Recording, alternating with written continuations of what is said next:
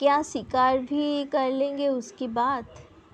अब कैसे बताए उसकी कि वह कहाँ कहाँ भटकी है उसके लिए, कितना दीवानापन सा रहा है उसे सरस के नाम से ही, कि जहाँ भी सरस नाम पढ़ने या सुनने को मिला एक मीठी सिहरन और उत्तेजना की लहर जिसमें मैं दौड़ गई।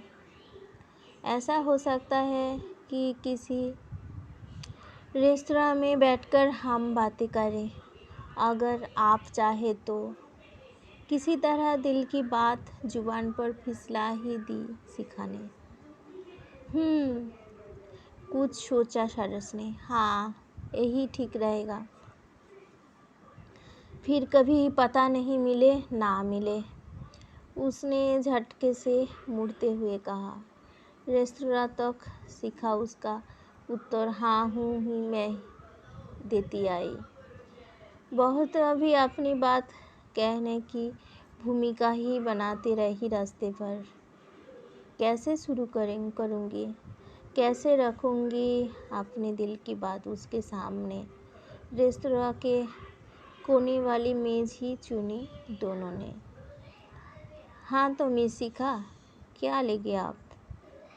सरस ने मीनू उसकी तरफ बढ़ाते हुए पूछा। जो आपको पसंद हो, बिना औपचारिकता के कहा शिखा ने।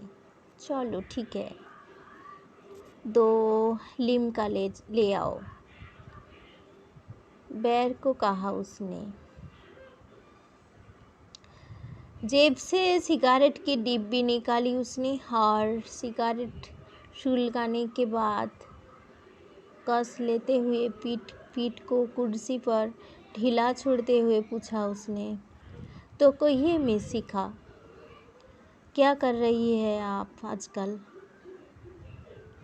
शायद एमए तो कर रही ही लिया आपने।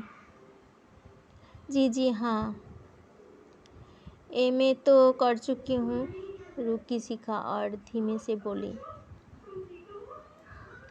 एक बात कहूँ सरस जी, क्यों ना हम औपचारिकता के दायरे से निकल कर बातें करें। मेरा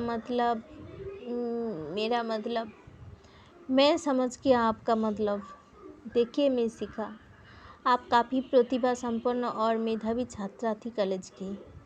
अब आगे भविष्य के लिए क्या सोचा है आपने? किस क्षेत्र में आना चाहते हैं? सरस जी, कृपया मुझे बार बार आप शिखा जी या मिस शिखा मत कहिएगा। सिर्फ शिखा से ही काम चलाइए ना। For my pleaser, of course, क्यों नहीं। वह कोई मुझे आज ऐसा महसूस हो रहा है कि मैं किसी लड़की से बातें कर रहा हूँ। लिम्का आ गई इसी बीच। सरस ने सिगारेट ट्रे में डालकर लिम्का को गिलास में उड़लते हुए कहा। अब कुछ बोलो भी शिखा। क्या बोलूँ सरस जी, सच तो ये है कि मैं निर्धारित ही नहीं कर पा रहा हूँ अपने बारे में, अपनी फील्ड के बारे में। सारी सोच विचार कहीं अटक से गए हैं लगता है मुझे। खैर, आपने क्या सोचा है अपने बारे में, पहले आप बतलाइए। शिखा अपने दिल की बात बार बार कोशिश करके भी जुबान पर नहीं ला सकी। हार कर बातों का रुख सरस की तरफ कर दिया। थोड़ी देर खामोशी रही दोनों के बीच और गिलासों से होंठ टकरा लिए। फिर सरस ने कहा, चलो शुरुआत मैं ही कर देता हूँ। सुनो शिखा, मैं दावा तो नहीं करता इस बात का, किंतु मुझे लगता है इस संसार में मेरा आना पैदा होना किसी खास मतलब से ही हुआ है। शायद इस बात को तुम खुद ही एक रोज़ देख लोगे कि मेरी सोच मेरे बारे में कितनी सही है। सच तो ये है कि मैं पैदा ही लेखन और विचारों के लिए हुआ हूँ। मैं महत्वाकांक्षी भी बहुत हूँ। शिखा, मैं चाहता हूँ आकाश की ऊंचाइयों को छूना। मैं चाहता हूँ साहित्य में आकर कुछ दूर इस समाज को, आने वाली पीढ़ी को, जो दिशा प्रदान करे लोगों को। कुछ देर के लिए रुका सरस, शायद अपने बोलने की गति को ठहराव देने के लिए। शिखा सिर्फ सुन और देख रही थी सरस की तरफ, भावाशून्य होकर।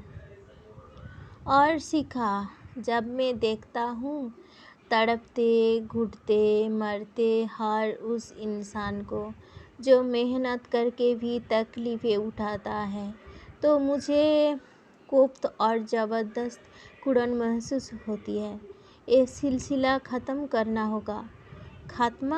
होगा इस बेमनस्सता का।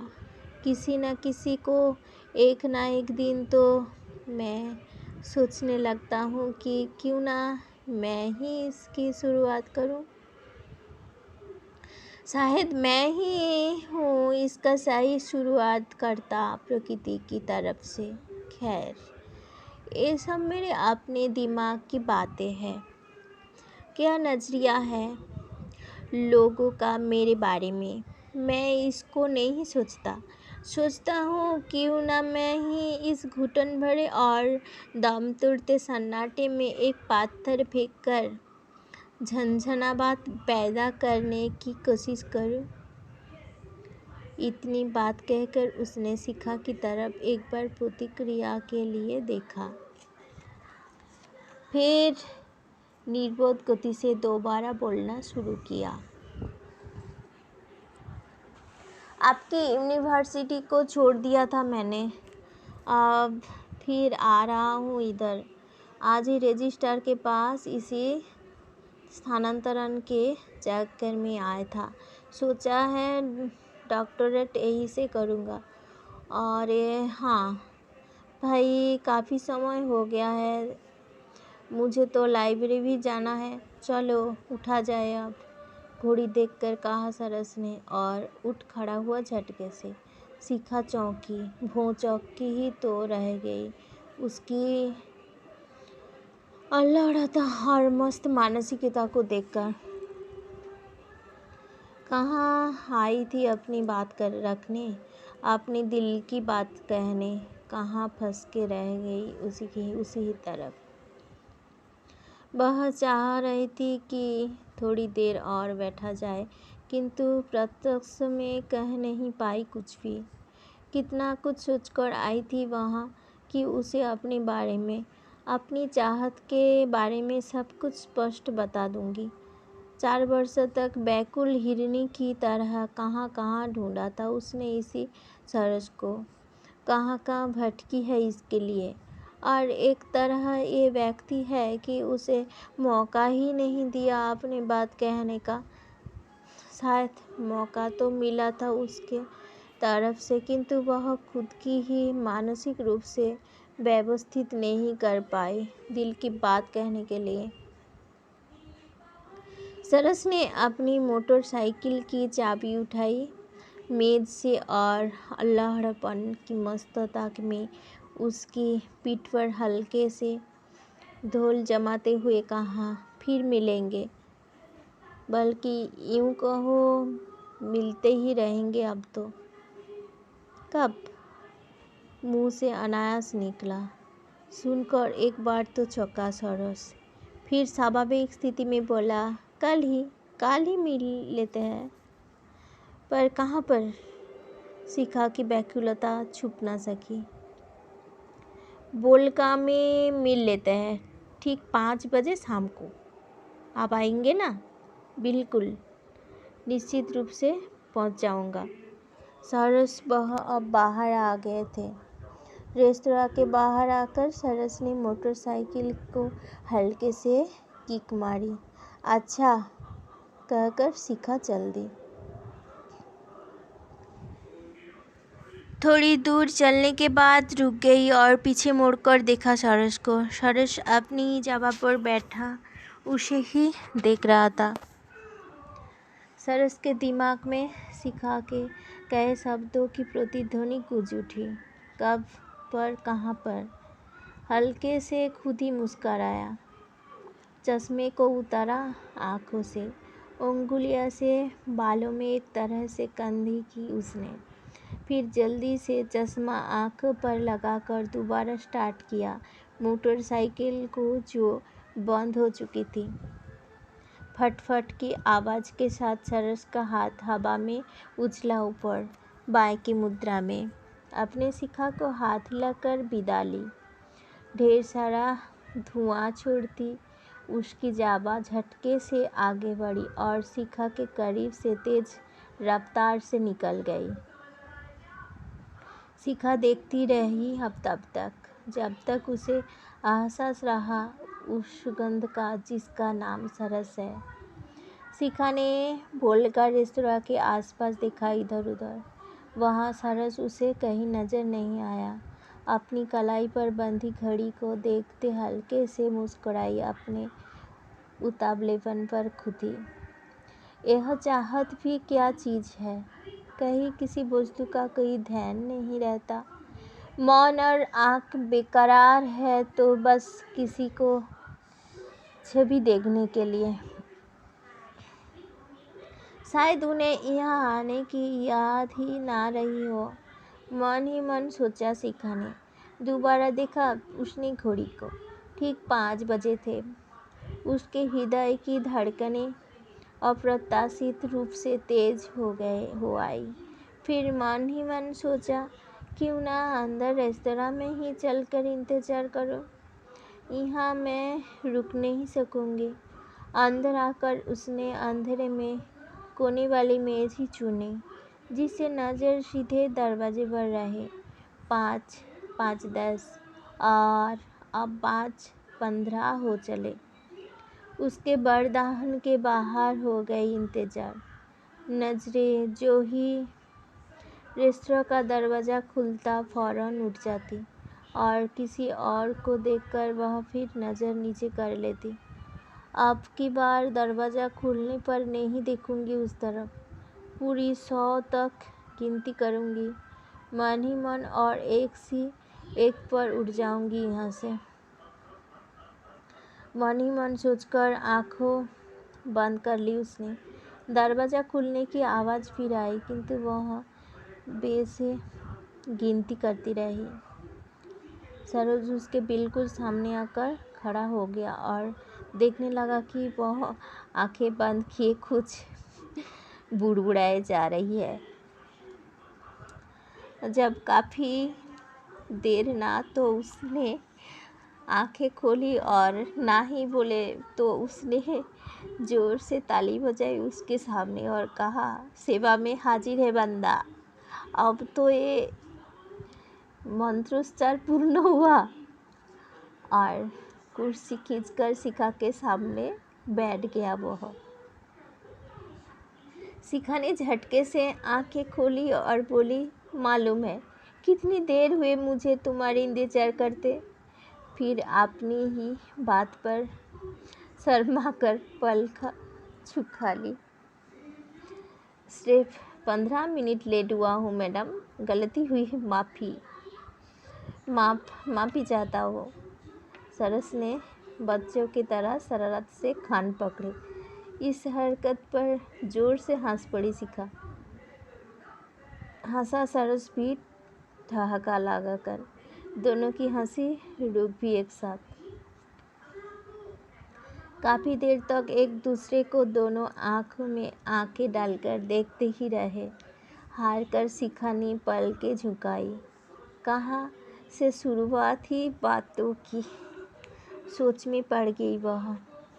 सरस ने गंभीरता तोड़ते हुए कहा, आप शुरू भी करो कुछ।